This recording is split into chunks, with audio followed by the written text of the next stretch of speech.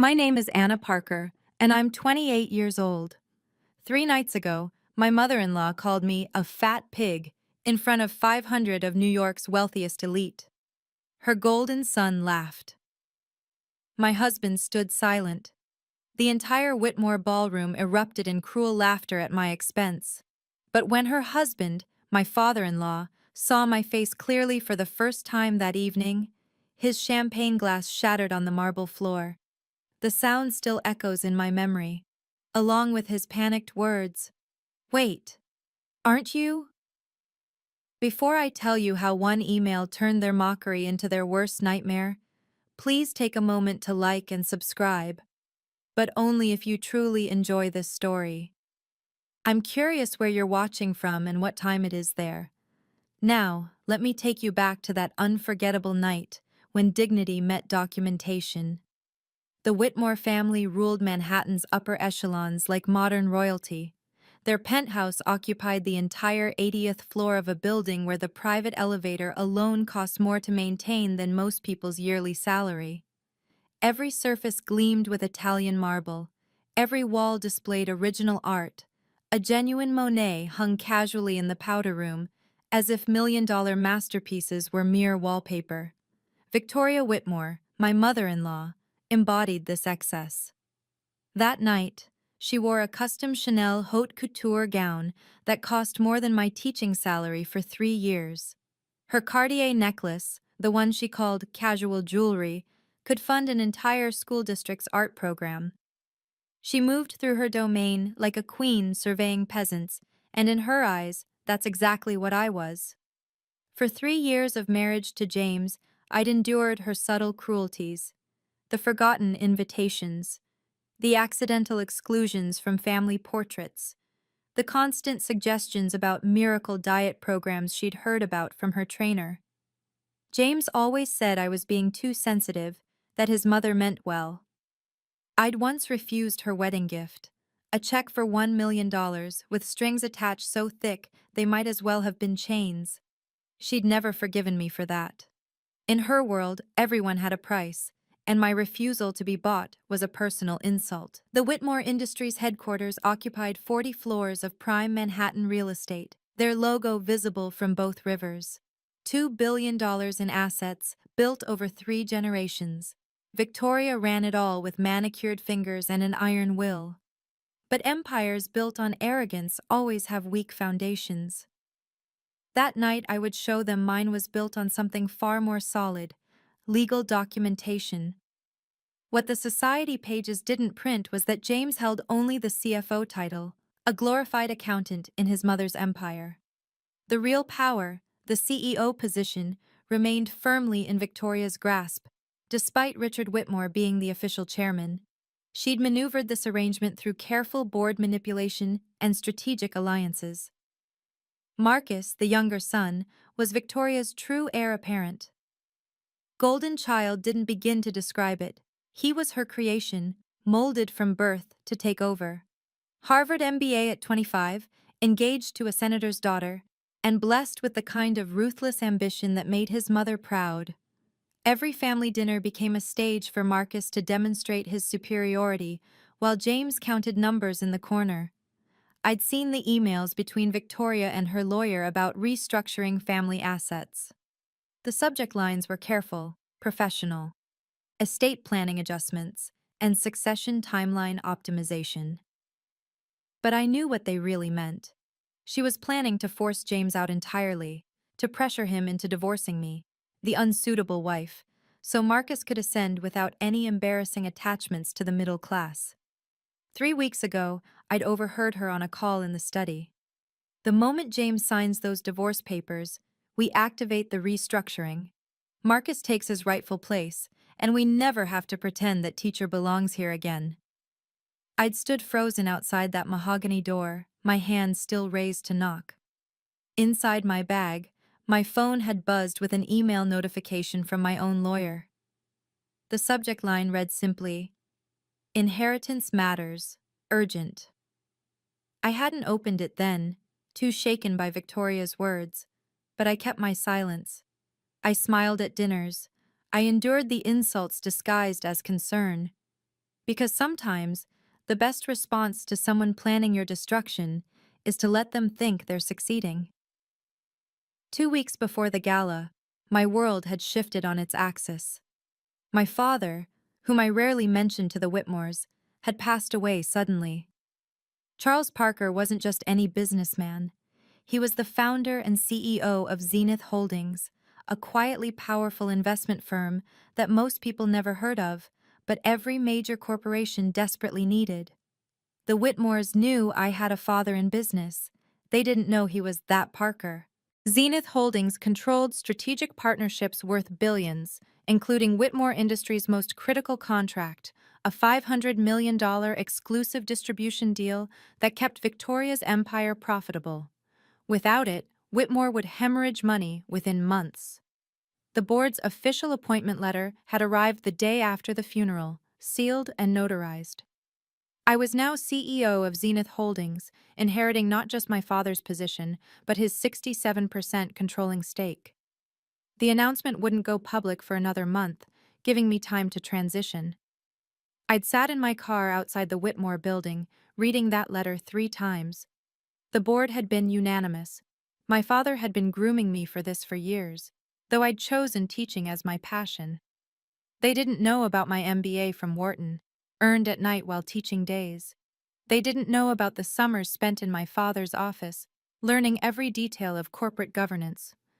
The letter sat in my home safe now, waiting.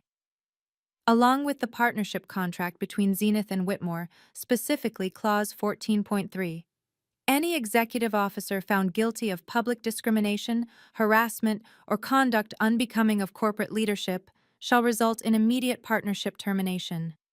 My father had insisted on that clause. Dignity in business, he'd always said, is non-negotiable.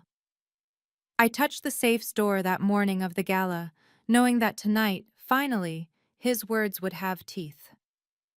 The Whitmore Annual Charity Gala was Manhattan's social event of the season. $10 million raised for underprivileged youth, though the champagne budget alone could have sent 100 kids to college.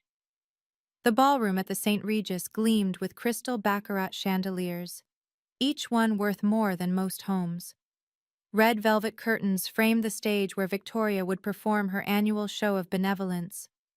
500 guests filled the room, senators, CEOs, old money, and new, the kind of people whose approval Victoria craved like oxygen. She'd planned every detail for months, from the gold-leafed invitations to the Michelin-starred menu.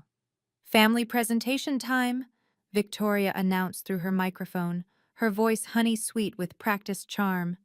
"The Whitmore family would like to thank you all for your generous support." She called Richard first, then Marcus with his fiancée.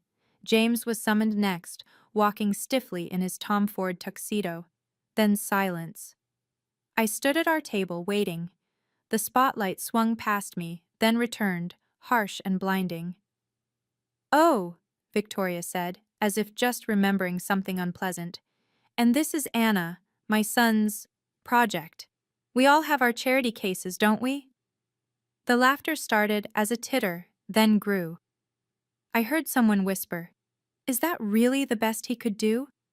Another voice added, "Money can't buy taste, apparently." I kept my face neutral, my hands steady on my clutch, the one containing my phone with that precious email. James stared at his shoes. Marcus smirked openly.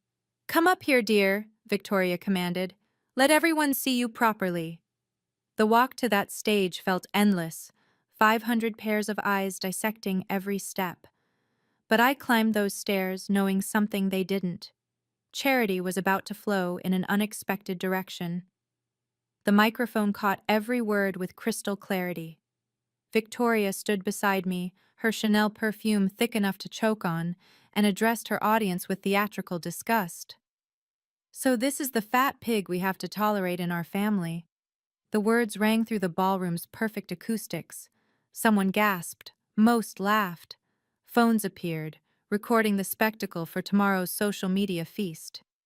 Marcus stepped forward, champagne flute raised. "At least pigs have value. They produce bacon. What does she produce? Finger paintings?" His Harvard-polished voice carried perfectly, though I suppose someone has to teach the poor kids their place in the world. The laughter crescendoed. A woman in Valentino actually applauded. James stood frozen at the platform's edge, his face pale, but his feet planted. He wouldn't look at me. 3 years of marriage, and he couldn't meet my eyes while his family flayed me alive. "James," I said quietly, but the microphone caught it. "Don't make this harder," he muttered, still staring at the floor. Victoria leaned into the microphone again. "You know, we tried to help her, offered to pay for nutritionists, trainers, even surgery. But you can't polish, well, you know the saying."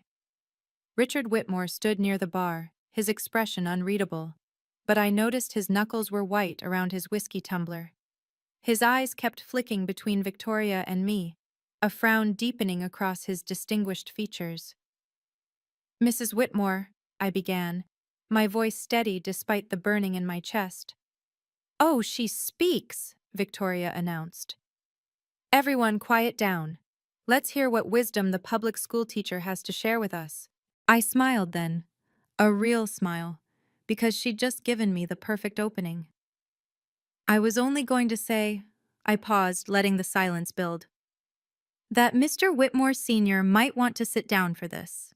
Victoria's laugh was sharp as breaking glass. "Oh, this is rich. She's going to make announcements now?" She reached into her Hermes clutch and pulled out a manila envelope. "Actually, perfect timing. I have an announcement too." She extracted the papers with theatrical flair. "Divorce documents, pre-filled, very generous, $50,000 for 3 years of tolerance. All you need to do is sign, dear, right here, right now, in front of everyone. Then you can waddle back to whatever bridge and tunnel burrow you crawled out from." The crowd erupted. "Sign! Sign! Sign!" The chant built like a wave. Marcus conducted them like a symphony, his hands keeping time. "Mom," James finally spoke, but so quietly only those of us on stage heard. "Maybe not here." "Not here?" Victoria wheeled on him. "Where better? These people deserve to know we're fixing our mistake, that the Whitmore name won't be sullied any longer by this." She gestured at me. "Embarrassment." She thrust the papers at me. Marcus offered his Mont Blanc pen, the limited edition one with diamonds in the clip. "Here you go, teacher. I'm sure you've never held anything worth this much before." The crowd kept chanting. Someone shouted, "Take the money and run, honey!" But I noticed Richard had moved closer to the stage. His phone was in his hand, and his face had gone very pale. He was staring at me with an expression I'd never seen before, recognition mixed with dawning horror. "Before I sign anything," I said, letting my voice carry through the microphone, "there's something everyone here should know, especially you, Mr. Whitmore." Victoria rolled her eyes. "Richard, tell her to sign. End this circus." But Richard was already climbing the stage stairs, his phone clutched like a lifeline. If you've ever been judged by your appearance or bank account, you'll understand what happened next. Sometimes the best revenge isn't loud, it's legal. Keep watching to see how one document changed everything. And if this resonates with you, that subscribe button helps more people find stories of quiet triumph over public humiliation. "Sign it now," Victoria commanded, her voice sharp enough to cut crystal. "In front of everyone. Show them you know your place." The ballroom fell silent except for the whisper of expensive fabric as people leaned forward. This was better than any Broadway show. Marcus positioned himself behind me, close enough that I could smell his cologne. Tom Ford, of course. Everything had to have a label, a price tag, a status symbol. "Just sign it, Anna." James's words hit harder than any insult. 3 years of marriage reduced to 5 words of cowardice. "It's for the best." The pen felt heavy in my hand. $50,000 and freedom from this family. Some would call it a bargain. The crowd certainly thought so. Whispers of "take it" and "she's lucky to get anything" floated through the air. I looked at the divorce papers. Standard language, nothing surprising. Except for one small detail I'd noticed. the date. They'd been drawn up 3 weeks ago, the same day I'd overheard Victoria's phone call about restructuring. You know what's interesting? I said, my voice steady through the microphone. These papers were prepared before tonight, before this public humiliation, which means this whole show. Sign them! Victoria snatched the microphone. Security! 2 guards appeared at the stage edges, but Richard Whitmore was already there, and his voice boomed without any amplification. Stop! Everyone froze. Richard Whitmore hadn't raised his voice in public in 20 years. He was staring at his phone, then at me, then back at his phone. Anna Parker, he said slowly, as if tasting each syllable. Your maiden name, Parker. Yes, I said simply. His face had gone from pale to ashen. Charles Parker's daughter. You're Charles Parker's daughter. Victoria laughed nervously. So what? Lots of people are named Parker. But Richard was already typing frantically on his phone, pulling up something that made him stagger. I set down the unsigned divorce papers and walked to the microphone with the kind of calm that comes from knowing exactly what's about to happen. 3 years of silence were about to break. Before I sign anything, I said, my voice carrying to every corner of that gilded ballroom, Mr. Whitmore Sr. should know who he's actually asking to leave his family. Richard's phone shook in his hand. He'd found it. The announcement that wouldn't go public for 2 more weeks. But board members talk, and rumors travel at the speed of privilege. What's going on? Victoria demanded. Richard, what are you looking at? I pulled out my own phone, where the email had been waiting. 2 weeks ago, I became CEO of Zenith Holdings, your exclusive partner, the company that holds your distribution rights, your supply chain, your entire profit margin. The silence was absolute. You could have heard a champagne bubble pop. That's impossible, Marcus sputtered. You're a teacher, you're nobody. I'm a teacher by choice, I corrected. But I'm also Charles Parker's daughter, and as of his passing, I control 67% of Zenith Holdings and every contract we maintain. Richard's voice came out strangled. The partnership renewal, it's next week. Yes, I said simply. It is. Victoria grabbed the microphone back. This is ridiculous. Security, remove her. She's clearly delusional. But Richard was already shouting to someone in the crowd. David! David Chen Park! You're Zenith's legal counsel. Is this true? A man in an impeccable suit stood up from table 12. I'd asked David to attend tonight, knowing this moment would come. It's true, Ms. Parker is our new CEO. I have the documentation right here. The crowd erupted, not in laughter this time, but in shocked whispers that built to a roar. Victoria's recovery was swift and vicious. She cut the microphone cable with a violent yank, the feedback shriek making everyone wince. Technical difficulties, she announced brightly to the crowd. Security, please escort Ms. Parker out. She's obviously having some sort of episode. 2 guards moved toward me, their faces apologetic but determined. Victoria Whitmore signed their paychecks after all. She's delusional, Marcus added loudly, playing to the crowd. Stress eating has affected her mind. It's sad, really. We've tried to get her help. The guards reached for my arms. I didn't resist. Sometimes letting your opponent think they've won is the best strategy. James still wouldn't look at me, studying his Italian leather shoes as if they held the secrets of the universe. This is what happens, Victoria announced to her audience, when you marry beneath your station. Mental illness, delusions of grandeur. She probably read about Charles Parker online and constructed this fantasy. The crowd was buying it. I heard murmurs of, poor thing, and how embarrassing, as the guards led me off the stage. But I caught Richard's eye as I passed. He was frantically typing on his phone, his face cycling through expressions like a slot machine. They deposited me at an empty table in the back, the one reserved for the catering staff's breaks.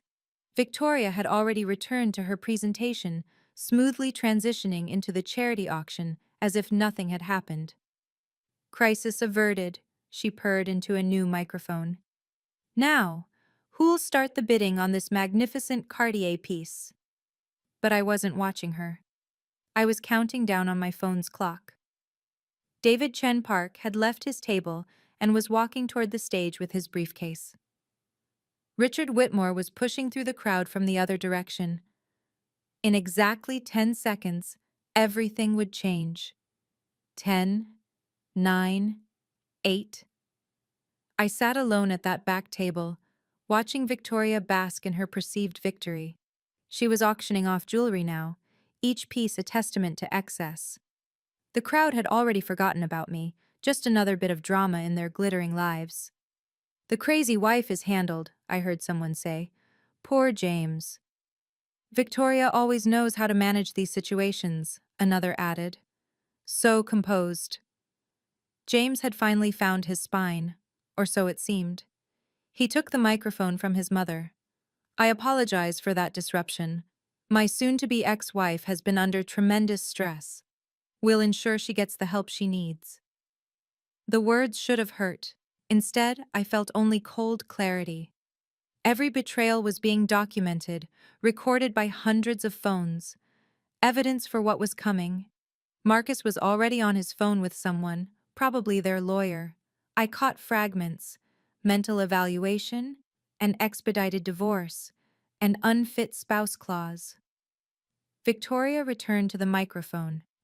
"Let's not let one disturbed individual ruin our beautiful evening. The Whitmore family remains committed to excellence, in business and in charity." Applause thundered through the ballroom. She'd won, or thought she had. The security guards still hovered near my table, making sure I wouldn't cause more trouble.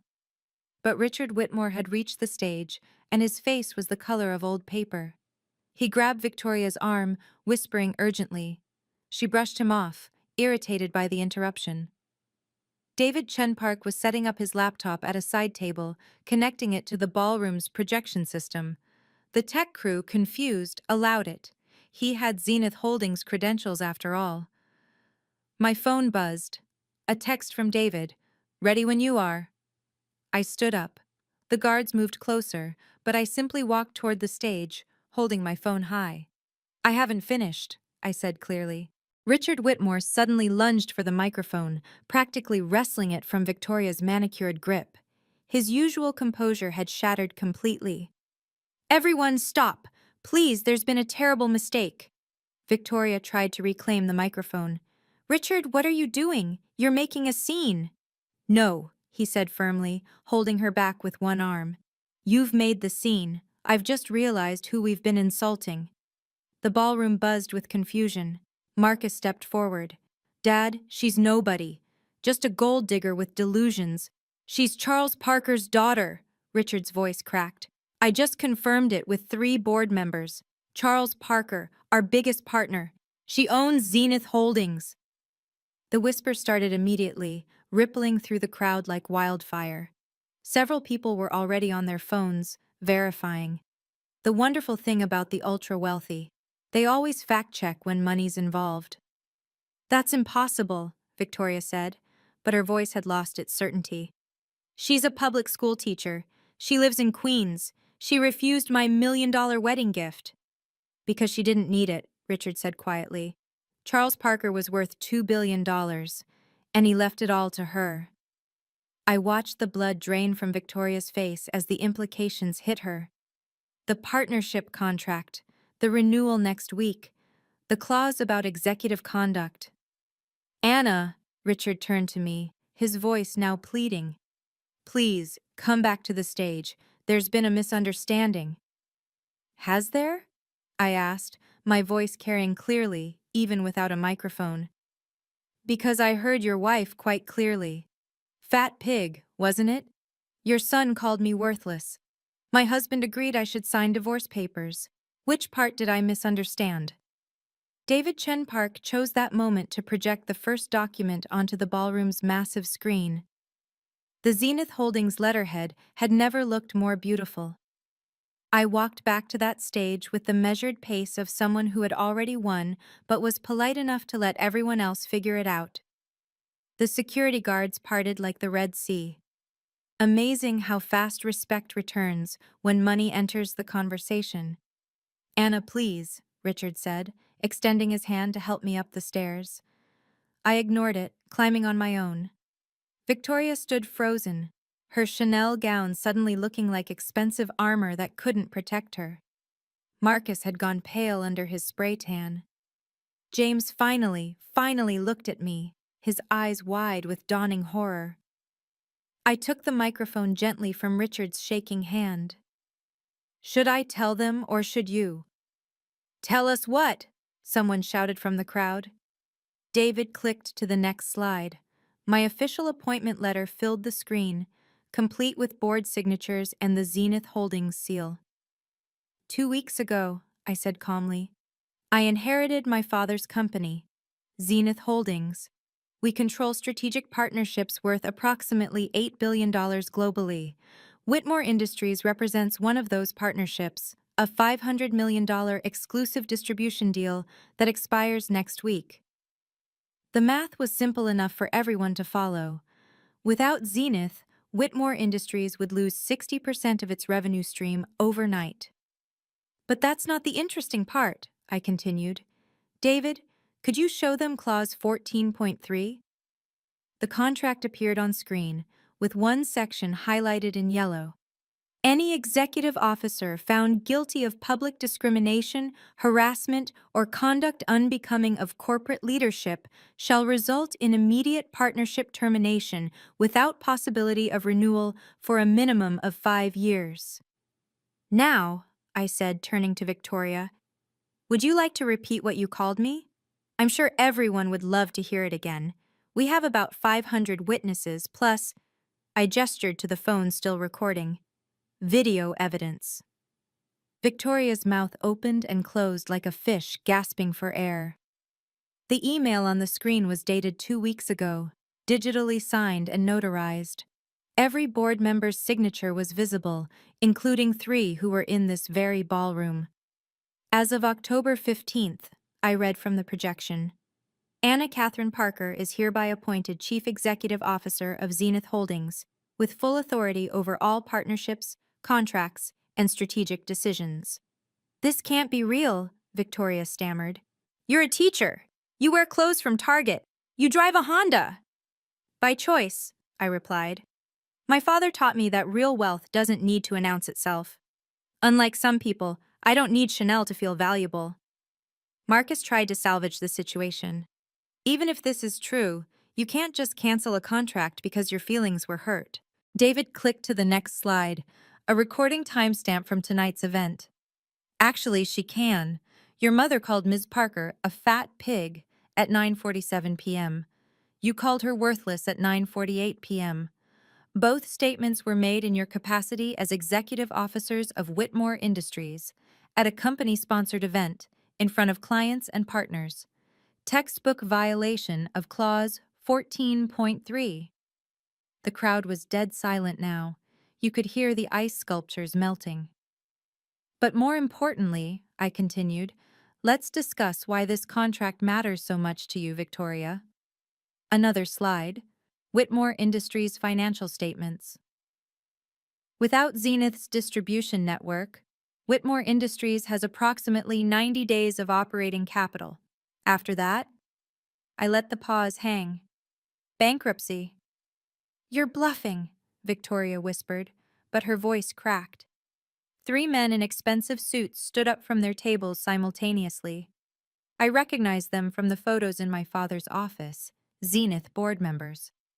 Ms. Parker, one called out, we support whatever decision you make regarding the Whitmore contract. The power shift was visible, like watching an avalanche in slow motion. David Chen Park approached the stage carrying a leather portfolio. His 30 years of corporate law experience showed in every measured step. This wasn't his first boardroom bloodbath, just his first in a ballroom. For the record, David announced, his voice carrying the authority of someone who'd destroyed bigger companies than Whitmore, I have here the original partnership contract, notarized and witnessed. I also have recordings of tonight's events, which I've been documenting since Ms. Parker's arrival. He'd been recording everything. Of course he had. I'd asked him to attend specifically for this purpose. The violation is clear and actionable, David continued. Multiple executive officers of Whitmore Industries engaged in public discrimination against the CEO of their primary partner company.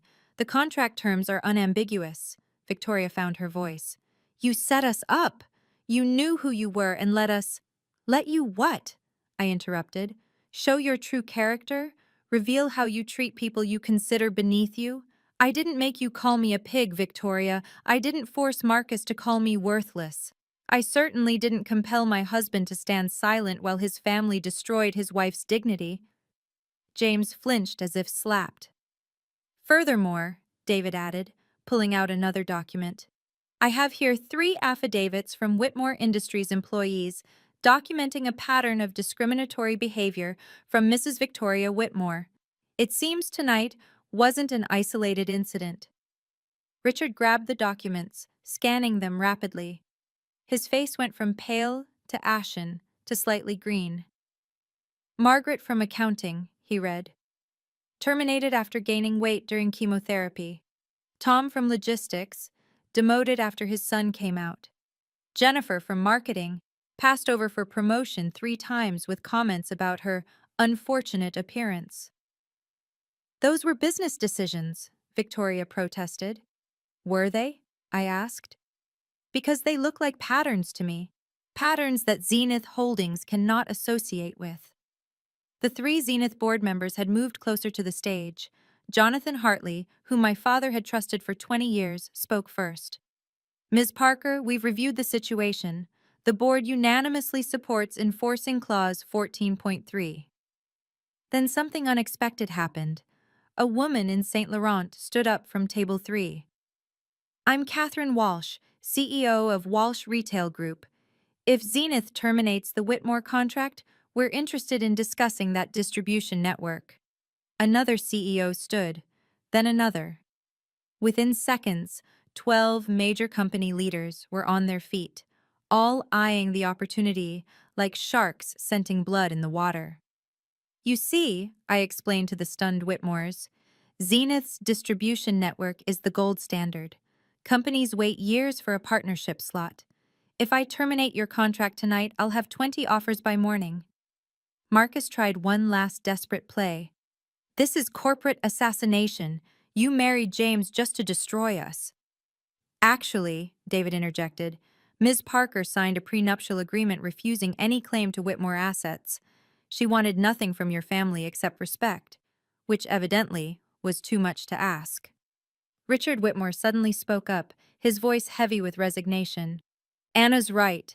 I've watched this for 3 years, said nothing while my wife and son tortured this young woman. I'm ashamed. He turned to the crowd. Everyone here saw what happened tonight. We have no defense. Richard, Victoria gasped. Whose side are you on? The side that doesn't end up bankrupt, he replied flatly. Then, to me, what do you want? I smiled. Not cruelly, not vindictively, just the smile of someone who'd waited 3 years for this moment.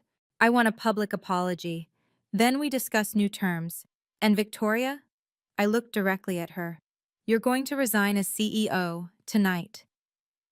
The ballroom erupted. The look on Victoria's face was priceless, but the best part is still coming. You see, when someone tries to humiliate you publicly, they often forget that public accountability works both ways. If you've ever wanted to see a bully face real consequences, not just words, keep watching. And remember, sharing this story might help someone else standing in their own battlefield of dignity. Victoria's denial came out as a shriek. This is fake. It has to be fake. She's nobody, a nothing, a teacher. I nodded to David, who connected his laptop to the ballroom's sound system. Within seconds, the massive speakers filled with a familiar voice, the president of Zenith's board on speakerphone. This is William Sterling. I confirm that Anna Catherine Parker is the rightful CEO of Zenith Holdings, appointed by unanimous board decision following Charles Parker's passing. She has full authority over all partnership decisions. Mr. Sterling, I said clearly, You're on speaker with approximately 500 witnesses. Could you confirm the value of the Whitmore partnership? 500 million over 5 years, with exclusivity rights worth another 200 million. Ms. Parker, do you require board support for any decisions tonight? That might be necessary. You have it. The board is watching the live stream. We're appalled by what we've witnessed. Live stream. David had been streaming to the board this entire time. Victoria's legs gave out. She would have collapsed if Marcus hadn't caught her, his own face now the color of spoiled milk. Additionally, Sterling's voice continued, I'm obligated to inform you that 3 other Zenith board members are present in that ballroom. Gentlemen, please identify yourselves. Besides Jonathan Hartley, 2 more men stood, titans of industry both, each worth more than the entire Whitmore empire. We witnessed everything, one said simply. Every insult, every moment of harassment, every violation of basic human dignity. The crowd was pulling back from the Whitmores like they had something contagious. In their world, being on the wrong side of money was the only real disease. So, I said, taking control again. Fake? Should we call more witnesses? Or are you ready to discuss terms? I'm terminating the partnership, I announced, my voice steady as a judge delivering a verdict. Effective immediately. The gasp that went through the ballroom could have sucked the oxygen from the room. $500 million vanishing with 5 words. No! Marcus lunged forward. You can't! We'll sue! David held up the contract. On what grounds? The violation is clear, documented, and witnessed. Any court in the country would side with Zenith. The company will collapse, Richard said quietly, all fight gone from his voice. 20,000 employees, gone. I'm aware, I replied, which is why I'm willing to discuss alternative arrangements, but they come with conditions. Victoria found her voice, though it came out as a whisper. What conditions? First, you resign as CEO. Tonight. Effective immediately. Never. Then Whitmore Industries declares bankruptcy by Christmas. I turned to the crowd. I'm sure everyone here would love to buy your assets at liquidation prices. Several heads nodded eagerly. Corporate vultures, all of them. Second, I continued, Marcus forfeits any claim to executive positions at Whitmore Industries. Ever. You can't dictate. I can and I will. Third, James becomes CEO. That stunned everyone, including James. He stared at me as if I'd spoken in tongues. But most importantly, I said, moving closer to Victoria, you apologize, right now, into that microphone. To me, to every employee you've discriminated against, and to everyone here who watched you try to destroy another human being for sport.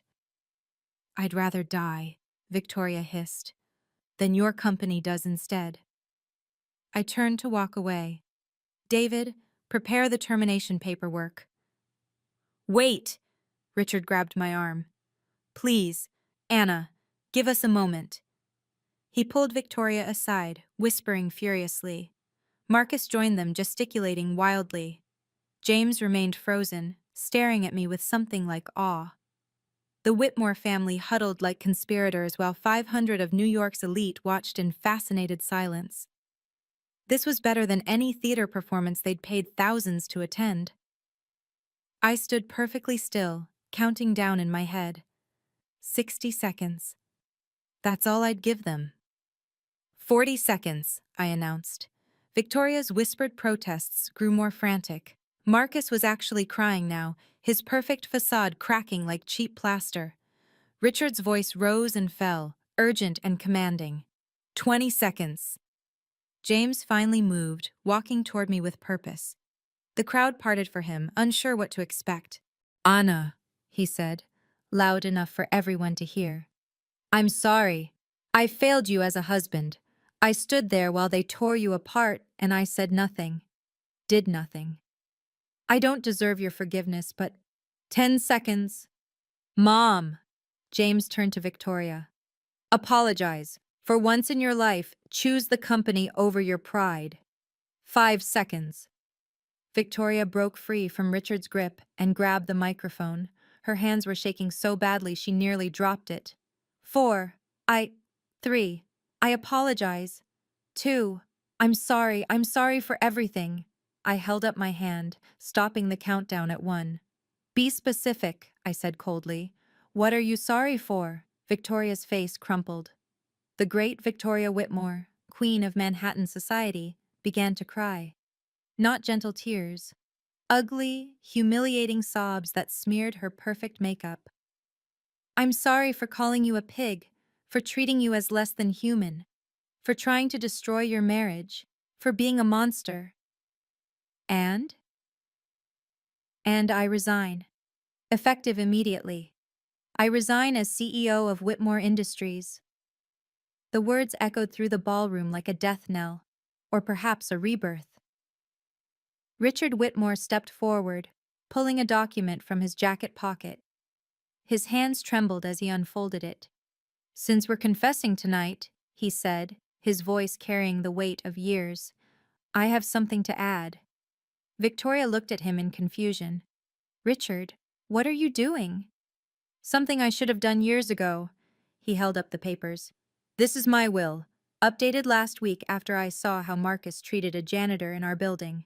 He made the man cry over a water spot on his shoe. Marcus's spray-tanned face went white. Dad, no. I'm leaving everything to James, the entire estate, all my personal holdings in Whitmore Industries, everything. The crowd gasped. Even I hadn't expected this. You can't, Marcus screamed. I'm the one who stayed. I'm the one who did everything right. You did everything your mother taught you, Richard corrected, which is why you're exactly like her, cruel, entitled, and without a shred of humanity. He turned to James. You married for love, not money. You chose someone your mother despised because you saw her worth. That takes courage I never had. This is because of her, Victoria pointed at me. She's turned you against us. No, Richard said simply. You turned me against you. Every cruel comment, every person you stepped on, every life you destroyed for sport. I enabled it for 30 years. I'm done. He handed the will to David.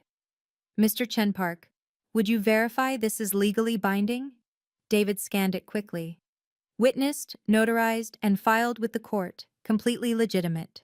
Marcus collapsed into a chair, his entire world evaporating in front of 500 witnesses.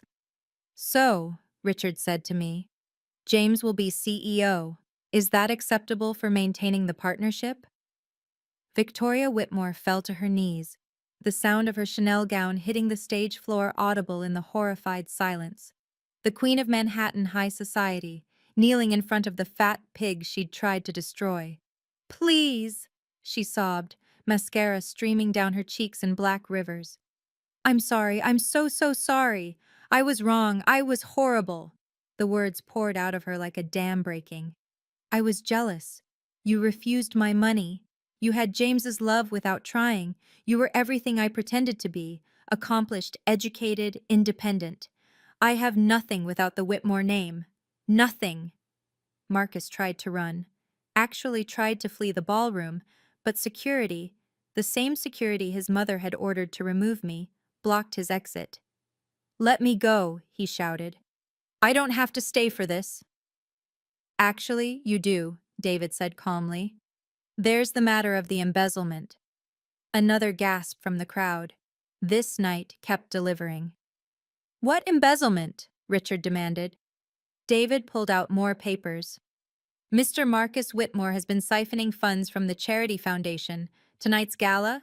Half the donations were being redirected to his personal accounts. I have the evidence here, provided by a whistleblower in accounting. Margaret from accounting stood up, the woman Victoria had fired during chemotherapy. I kept records of everything before I was terminated. Everything. The phones were out in force now, everyone recording the complete destruction of the Whitmore dynasty. By morning, it would be on every society blog, every gossip site, every social media platform. Please, Victoria begged again, still on her knees. Anna, please, don't destroy us completely. I looked down at her, this woman who'd tortured me for 3 years, and felt pity. Stand up, I said quietly. Have what dignity you have left. The dominoes fell fast after that. 5 major investors approached Richard before Victoria even got to her feet, each one formally withdrawing their support from Whitmore Industries under her leadership. Hartley Ventures is pulling our $100 million, one announced. Cascade Capital is withdrawing all funding, another added. Within minutes, $300 million in backing had evaporated. The board of directors for Whitmore Industries had been watching everything. Several were in the audience. The chairman stood up, his voice carrying absolute authority.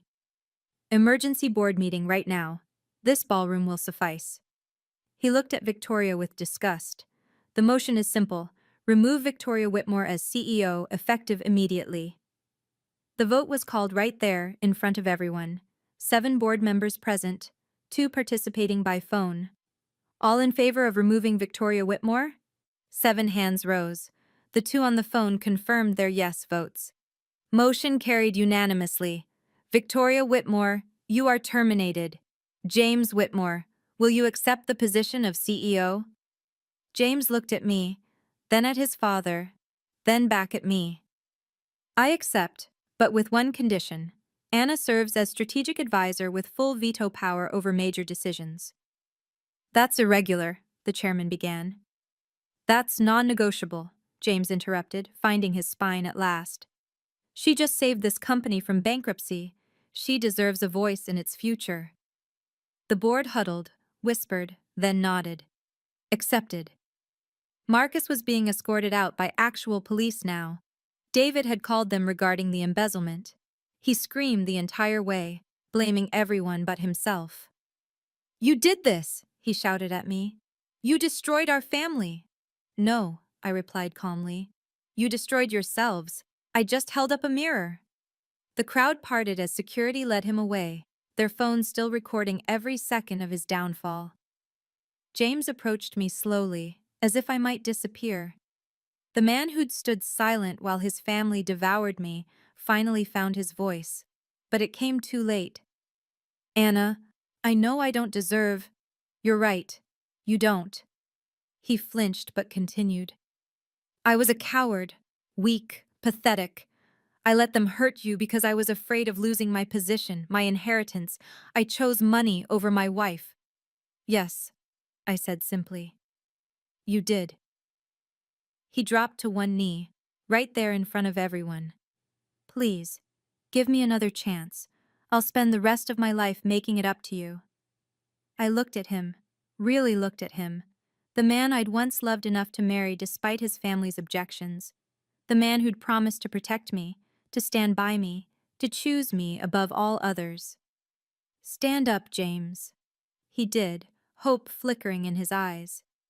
I pulled off my wedding ring, the Tiffany 6-carat diamond his mother had picked out because anything less would be embarrassing. I placed it in his palm. I forgive you, James. But forgiveness doesn't mean forgetting. It doesn't mean accepting the unacceptable. Anna, please. You had 3 years to stand up for me. 3 years of dinners where they mocked my career. 3 years of events where they introduced me as your charity case. 3 years, and not once did you say stop. The entire ballroom was silent, watching our marriage end in real time. You're going to be a good CEO, I continued. You're smart, capable when you choose to be. But you'll do it without me. The partnership remains intact, with conditions. But we're done, James. Respect isn't negotiable, and it can't be retroactively applied. I turned to David. I believe Victoria already prepared divorce papers. We can use those. I signed the partnership renewal with amendments that would have made Victoria weep if she hadn't already destroyed all her tear ducts. The new terms were precise, non-negotiable, and designed to ensure Whitmore Industries could never again become a weapon of cruelty. $300 million over 5 years instead of 500, I announced. The remaining $200 million will fund a new foundation for workplace dignity and anti-discrimination programs. Additionally, David read from the contract, any executive or board member found guilty of discrimination, harassment, or creating a hostile work environment will be immediately terminated with loss of all benefits and severance. The respect clause, I added, is now permanent and applies to all employees, partners, and associates. Violation means immediate contract termination. James signed without hesitation. His hand was steady now, as if losing me had somehow given him the backbone he'd lacked for 3 years. One more thing, I said, pulling out my phone. The security footage from tonight, the recordings, all of it goes into a sealed file. If any Whitmore ever speaks my name publicly, if any of you attempt to slander me or seek revenge, it all goes public. Every second of tonight's humiliation, played on repeat across every platform I can buy time on. Richard nodded. Understood. Victoria hadn't moved from her spot on the stage, still kneeling in her ruined designer gown. She looked like a cautionary tale about pride, which I suppose she was. I walked past her to the microphone one last time. To everyone here tonight, remember this. Money might buy you many things, but it can't buy class, it can't buy respect, and it certainly can't buy your way out of consequences. The Rolls-Royce from Zenith Holdings was waiting outside, my father's legacy now mine to command.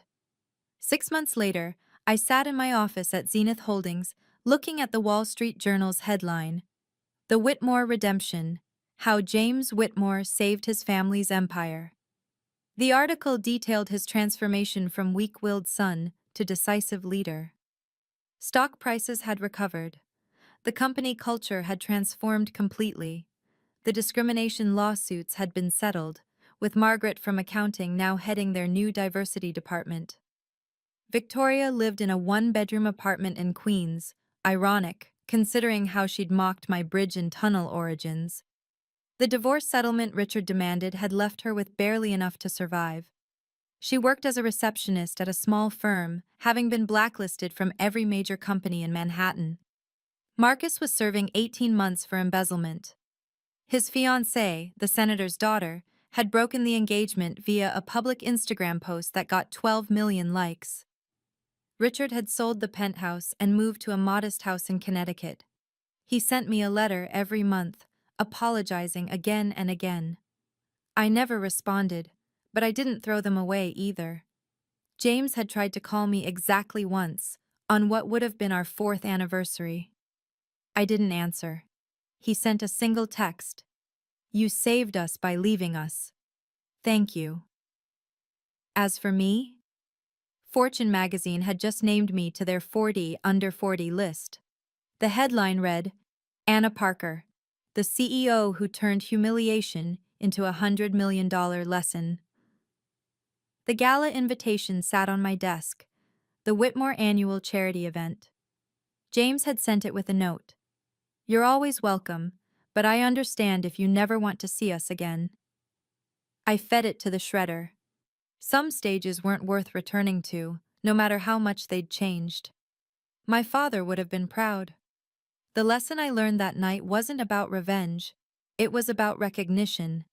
Not the kind that comes from others seeing your worth, but the kind that comes from never forgetting it yourself, even when the whole world tries to convince you otherwise. They called me a fat pig, but I was a CEO. They said I was worthless, but I controlled their lifeline. They tried to erase me, but I had receipts, literal, legal, binding receipts. Here's what 3 years of silence taught me. Document everything, every insult, every slight, every moment they think you're too small to matter. Because power isn't about using those documents. It's about knowing you can. True power is sitting through a dinner where they mock your job while knowing you could end their company with one phone call. It's refusing $1 million bribe because your integrity is worth more. It's walking away from someone you love because staying would mean accepting less than you deserve. The Whitmores thought wealth was about what you could buy. My father knew it was about what you couldn't be bought for. Some people asked why I didn't reveal myself sooner, why I let them humiliate me for so long. The answer is simple. When someone shows you who they really are, believe them. But let them show everyone else too. Boundaries aren't walls, they're bridges to better relationships. The ones who respect them are the ones worth keeping. The ones who mock them? Well, they usually end up kneeling on a stage, mascara running, begging for mercy they never showed others. Remember, your worth isn't determined by someone else's inability to see it. It's determined by your refusal to let them make you forget it. Document everything. Know your worth. And never, ever apologize for refusing to be anyone's pig. If this story resonated with you, remember, your worth isn't determined by someone else's inability to see it. I'd love to hear about a time you stood up for yourself. Share in the comments below. And if you know someone dealing with family toxicity or workplace bullying, sharing this might remind them that dignity can't be taken, only surrendered. Subscribe for more stories about quiet strength winning over loud arrogance. Until next time, remember, document everything and never apologize for knowing your worth.